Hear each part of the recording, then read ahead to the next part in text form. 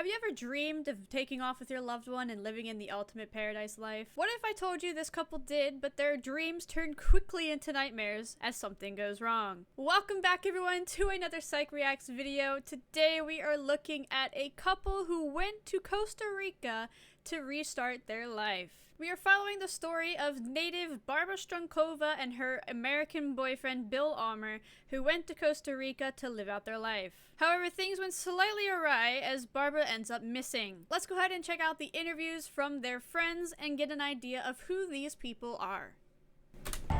Very amicable, you know, really nice guy, very outgoing, well-spoken, charming. She was a very beautiful person. She was kind, she was smiling, she was a beautiful person. When they weren't surfing, Bill and Barbara worked together at this shop for Christian booze. Bill, like, he used to be a really nice guy, like really friendly, really good talker, sell everything fast. So Barbara was a really nice lady, really pretty and outgoing and friendly as it was, where her boyfriend was also the same. However, there are a few traits that her boyfriend has that kind of raises a little bit of red flags. So Bill was a really charismatic person. He was friendly, outgoing. He's the type of person that could talk to anybody and start up a conversation with a stranger, you know? If you put a really good talker, charming, good looking, and knows how to smooth talk all together, that's where you start to get that charming personality who can manipulate anything they want. They can tell you this whole lie in full confidence and you'd have no idea that it wasn't the truth. So that's a little bit about this couple and who they were as people. Let's go ahead and take a closer look, however, coming from interviews of their friends and their roommates. They lived in this house, only steps from the beach, with two other couples, including Christina Hughes. Barbara was a sweetheart. She was very funny, very enjoyable, very easygoing. He didn't really go out. He just surfed and went to bed. Sounds like they'd found their own slice of heaven. But we also tracked down another roommate who tells a different story, and she asked that we conceal her identity. Their relationship was on the rocks. Bro, I really hope that Janice isn't her real name. I think they're just calling her Janice to like describe a different person, but they still call her the roommate. So like, honestly, the people who are in that circle are gonna know who she is. I just think that's kind of funny how they're like, oh, we want to mask their identity, but then they basically say who she is. I just think that's funny. Anyways. And she asked that we conceal her identity. Their relationship was on the rocks. She wanted one thing and he wanted another. Before Barbara went missing, the status was that if Bill didn't get his act together as far as, you know, settling down with Barbara, that she would be leaving him and going back to check. Other friends also began to notice signs of trouble. She was the breadwinner in the relationship, and so with her leaving, he would be kind of left on his own. As far as I knew, with Barbara, she came from a pretty well-established family. You know, there's money in her family. I actually asked him, like, hey, are you guys still together? And he said, like, man, you know, I'm with her because of the money. You know, she's not pretty, but I can be with her in bed. It's just all about the money. And I look at her like, wow, you know, that's so, like, empty of you. Alright, so this is where the trouble starts to begin. Basically, Barbara put down a little ultimatum. She said, if you don't start earning money or working or wanting to settle down and get married to me, then I'm gonna leave you. Okay? So, Barbara is the breadwinner, as I said. She makes all the money. She comes from a wealthy family. So she is fairly well set, right?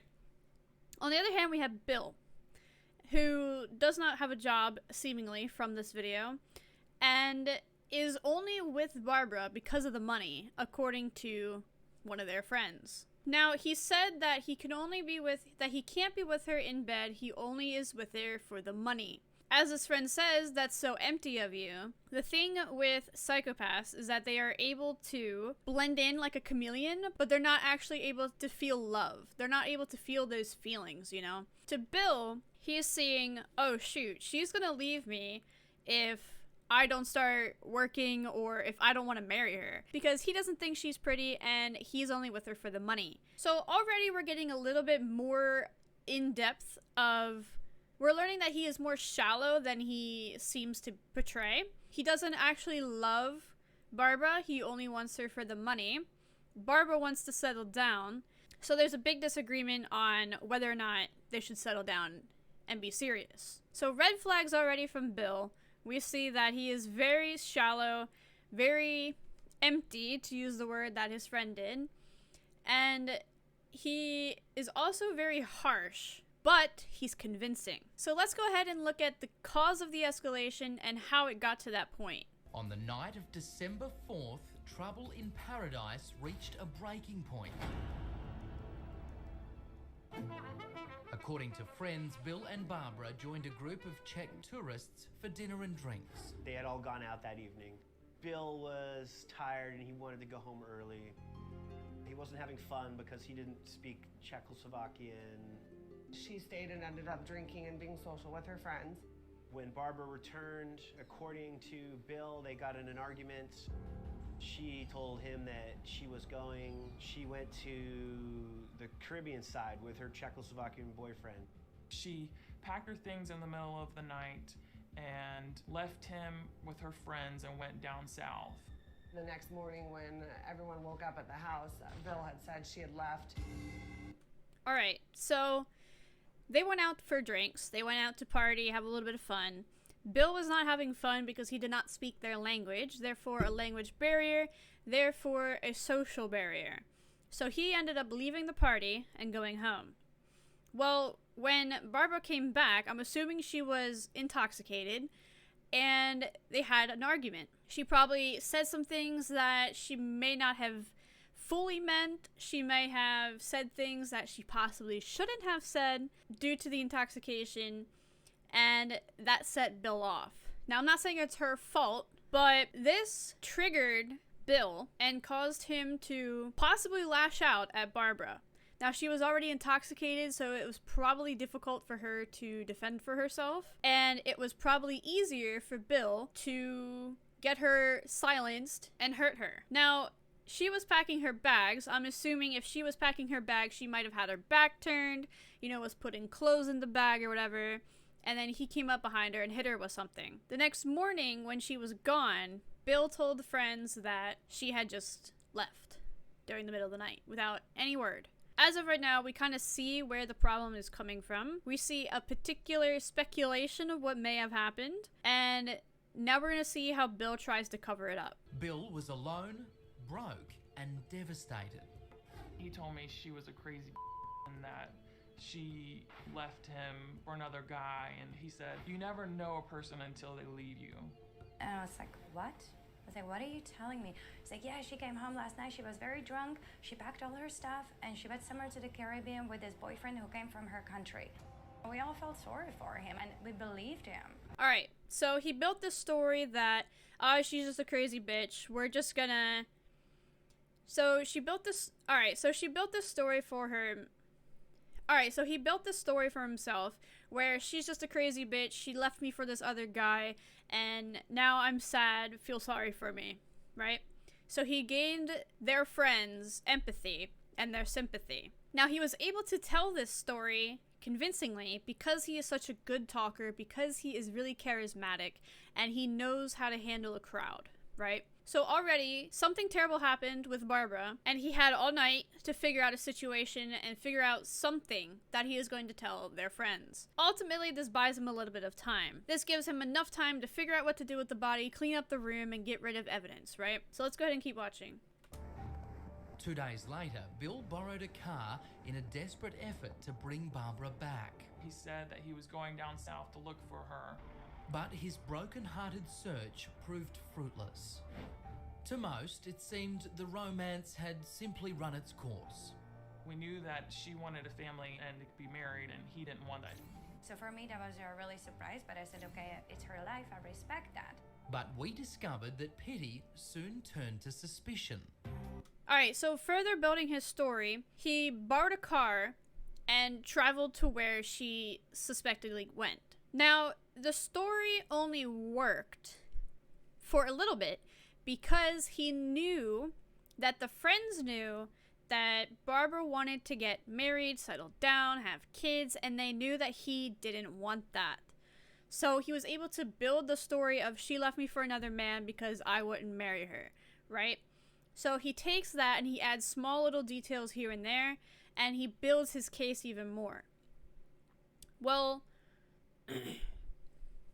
in order to solidify that case, he even attempts to go find her, therefore pulling on more empathy strings, pulling on more heartstrings, and trying to further convince and gain the full trust of their friends. However, his story did not last for long. There was a lot of information that didn't add up. This is very strange. When a far more sinister clue began to surface. It sent a shock through this town. Barbara Strunkova's disappearance on December 5th, 2010 confused many in the tight-knit community of Tamarindo, Costa Rica. It didn't sit right. It didn't feel right at all. As our Crime Watch Daily investigation discovered, there were holes in Bill's claim that he and Barbara had a fight before she ran away in the middle of the night. No one heard anything. None of the roommates heard any noises. I know she would at least send me a text message or say, hey, I'm taking a little time off, I'm going away or something. It was not like her just to go. All right, so the one roommate said that nobody heard a singular thing, right? This probably means that my speculation of her throwing clothes in a bag, while she had her back turned, he came up behind her and hit her. That seems to be becoming more likely, right? Because when she has her back turned, she's vulnerable. He can come up behind her, grab her mouth and her nose to keep her from screaming, and then knock her out. And then that would explain why none of the other roommates heard a singular thing. Bill told some that Barbara took off to the Caribbean, others that she went to Panama. Everyone I talked to was telling a different story about where Barbara was and what happened. Now this is an issue for Bill because if he doesn't keep his story straight, people are going to start to suspect. If he was able to run one story together and keep it all pieced together, which would be highly difficult considering he has possibly just murdered somebody and now he has to keep his head straight. So honestly, it's a little less concerning that he wasn't able to keep his story straight because that means there's still a tiny bit of human left in him. Barbara could not leave out of the country without taking her passport, without taking her credit card and bank cards. Her passport was in the safe in the upstairs room. Nobody would be traveling around in this country without access to money. Impossible. No. Now, sure, when you're traveling around the country, you're most likely to take your passport and your credit card and all that information, right? Now, the friend says it's impossible that you would travel this country without money. However, it is slightly possible, although it's probably not probable, that she did leave without her money. If they were in a fight, maybe he was getting aggressive, she could have just left in a fit, left in a hurry, left in a frenzy, right? That is possible, although with a small chance. So I just wanted to point that out. However, I don't think she made it out of there alive. That's just my opinion. None of this makes sense. Where's Barbara? She's not in touch with the family. She's not speaking to anyone. What's going on? Only 11 days after Barbara vanished, Tamarindo was rocked by another mysterious disappearance. I was the last one to see Bill Ulmer. Disappeared, basically. You know, one day he was there, next day he was gone. I saw him literally right before he hopped on a bus to San Jose. Even more troubling, Bill left the country traveling on his brother's passport. In that moment, something told me like, hey, it is something wrong here. So it's getting even more suspicious coming from Bill's side. He takes a bus to San Jose and then eventually leaves to go back to the US. Now, he is American, okay? I just want to point out all the possibilities here, right? We don't actually know what happened. I'm just speculating here, playing devil's advocate, right? We don't know at this point if he did or did not murder Barbara. It is possible, however not probable, that she got out of there alive and did do what she said and did do what he said she did. Bill is American. He has family in America. If his loved one leaves, what's the point in him staying, you know? However, other red flags, such as coming in and leaving on his brother's passport, pretending to go look for Barbara, borrowing a car to do so. There's multiple things here that are adding up that just don't make sense. So he could be innocent if other things weren't coming up, like the fact that he fled on his brother's passport and, you know, other things that I mentioned before. So the friends start to get a little bit more suspicious. Something wrong here. When Bill fled to the US, the roommates went into their room and we saw saran wrap, duct tape, hammer, a gun. Alright, now, so obviously before I was playing devil's advocate, but when you look at the evidence that is being shown here, her stuff is still there, her important passport and credit card is still there. There is saran wrap, there is duct tape, and there is a hammer, all in the room at the time after she has went missing. Now, we'll get into this a little bit later, but all these items are very suspicious because saran wrap, duct tape, hammer was the murder weapon. Duct tape was used to secure the bag that she was put in. Saran wrap was used to wrap around her. The duct tape went around the saran wrap. You know what I mean? So at this point, it is highly likely that Bill murdered Barbara. So the friends went in and did more digging. Alright, so her tight-knit friends went and questioned the people who were at the bar with her, asked what happened. They said that they took her back home and they watched her go in the house. Now what they find even further and even more suspiciously is Bill's behavior. Let's go ahead and take a look. They watched her walk through the door. Then there was Bill's behavior the next day. Bill started acting really strangely. He started locking his door. He was staying in his room the whole time after Barbara had left. When he did emerge, the lovesick surfer made some curious purchases. Bill purchased a longboard surfboard bag from our roommates at their shop. They call it a coffin bag, ironically. He said, I need it for the Czech people because they're going to be packing their surfboards in there to take them home with them. So Alright, so he was in the room for a while. He kept the door locked. What I'm assuming is he killed her. It may have been an accident. It may not have. It may have just been a fit of rage, right? He killed her. He didn't know what to do. He panicked. He stopped. He thought, and he formulated a plan. The next day, he went out, he buys this bag, and he comes home and he finds a way to get rid of the body. Now, the friends went and asked if the people he was buying the bag for actually purchased this. They said no, so then things got even more suspicious. This means that Bill has lied, and they're starting to realize that this might not be the first time that he has made a lie. Alright, so Bill was broke. Their friends knew that. The bank records eventually showed that Bill used Barbara's money to buy the surfer bag. They eventually found him on video surveillance using her money to buy the bag, but the authorities wouldn't release it. So later on in the video, they also talk about Bill knew back roads to rivers, knew back roads to beaches, and all this other stuff, right? They also brought in a detective who started to help uncover what actually happened the day that Barbara disappeared. They had authorities come in and UV light the room. They found splatters throughout the room. They found